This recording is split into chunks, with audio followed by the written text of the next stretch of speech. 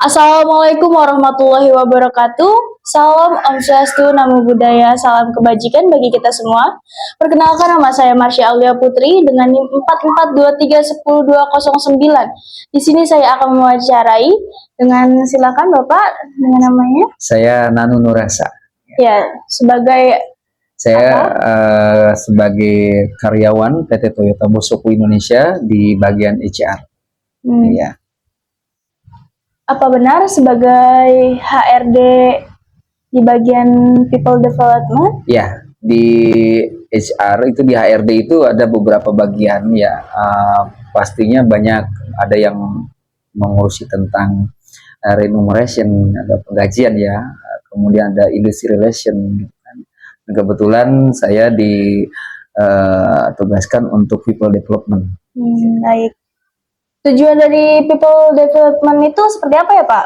Ya, People Development. Jadi kalau people itu kan orang gitu ya. Iya. Kalau orang itu berarti kaitannya dengan sumber daya manusia.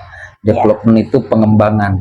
Jadi tujuan utama People Development itu berarti upaya perusahaan untuk meningkatkan kinerja dan produktivitasnya karyawan. Lalu bagaimana proses kinerjanya Pak? Ya, maksudnya proses kinerja itu seperti apa maksudnya? Selama kegiatannya itu seperti apa? Oh, ya. Jadi kegiatan yang dilakukan People Development itu untuk meningkatkan tadi ya, pertama berarti kinerja karyawan dan meningkatkan produktivitas. Tentunya ini bukan hal yang mudah karena kita ibaratnya memberikan sebuah bentuk pelatihan kepada karyawan. Nah, karena berhubungan dengan orang berarti bukan jangka waktu 1 atau 2 hari, tapi jangka waktu yang panjang. Maka yang dilakukan oleh People Development itu melihat ya bagaimana kebutuhan yang diinginkan perusahaan. Jadi artinya perusahaan butuh karyawan seperti apa, artinya need-nya, kebutuhan karyawan seperti apa. Makanya kita mengidentifikasi kebutuhan itu, kemudian kita melakukan pelatihan. Apa yang dilatih di kita atau dikembangkan di kita, People Development itu pertama knowledge-nya atau pengetahuannya, kemudian skill-nya ya, dan attitude-nya. 3 komponen itu yang kita kembangkan, sehingga 3 komponen itu bisa melihat sejauh mana karyawan kita untuk berjalan bersama perusahaan, untuk memajukan perusahaan.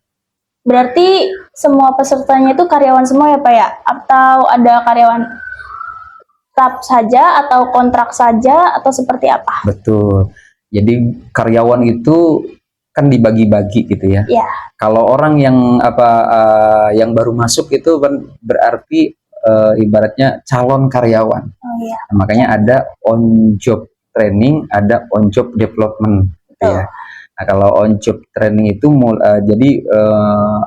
mulai karyawan yang mau dari mulai karyawan yang baru untuk ditempatkan di perusahaan. Kalau on job development, karyawan yang sudah lama menetap untuk didevelop, mendapatkan beberapa pengembangan terkait sumber daya manusia tadi. Baik.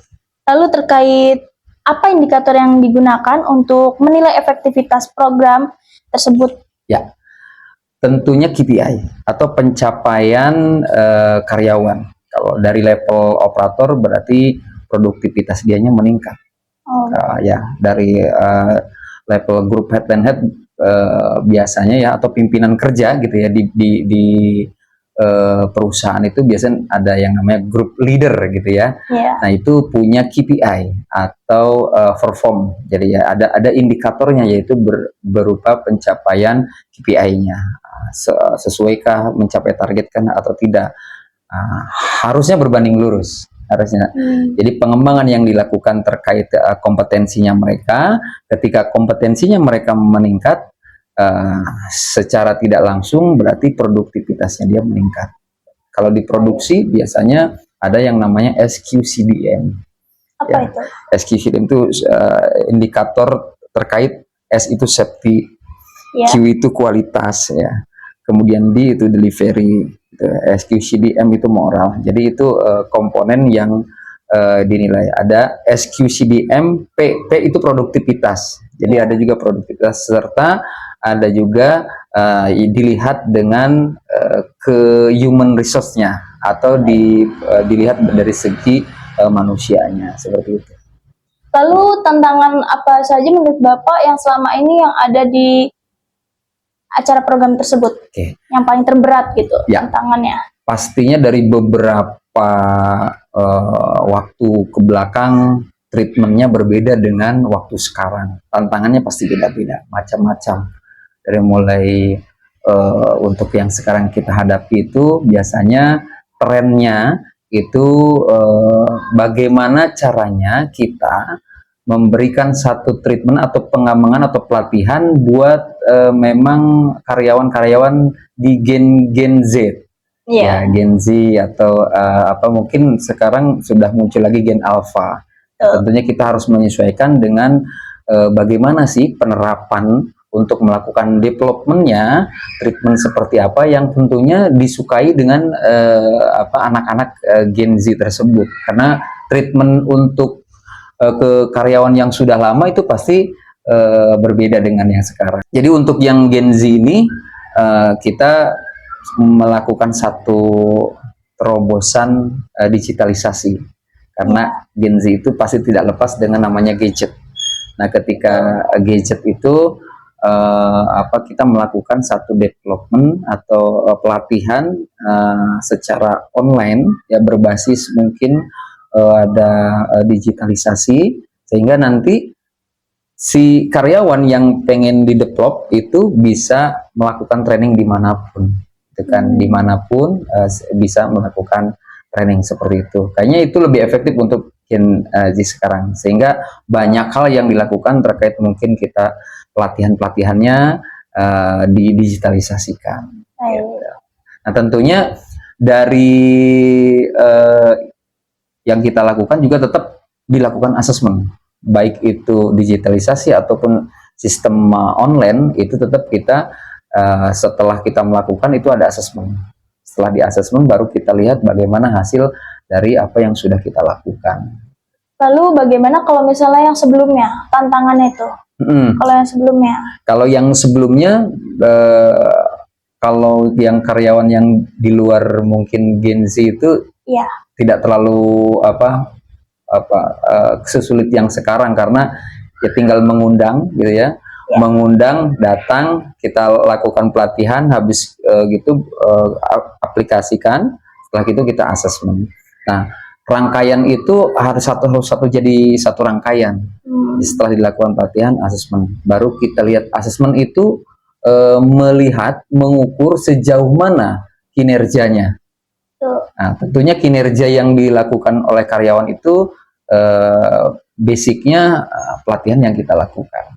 Sehingga tiap bulannya kita akses bagaimana hasilnya, baru keluar berarti indikator ini performnya meningkat. Kalau performnya sudah meningkat, berarti produktivitasnya juga pasti berbanding lurus atau bagus atau meningkat. Kalau sudah itu bagus, perusahaan juga secara otomatis bisa membantu lebih bagus lagi. Berarti secara tidak langsung itu karyawan itu seterusnya ya melakukan ada program tersebut ya? Di perusahaan itu ada yang namanya successor plan. Siapa bakal gantiin siapa? Atau kita seorang, misalkan Anda yang seorang leader gitu ya. Nah, tentunya tidak ada di posisi itu seterusnya, pasti akan secara karir naik karirnya. Nah, siapa pengganti kita? Nah, itu HRD punya data seperti itu. Setiap karyawan itu ada namanya karir path-nya karyawan. Berapa posisi dia selama bekerja, mulai masuk bekerja, berapa service in years-nya, berapa lama dia bekerja, kemudian berapa pantas dia harus sudah mulai naik, baik itu jabatan, baik itu golongan penggajian. Ya. Nah itu semua tentunya harus melalui proses ada jenjang proses pelatihannya.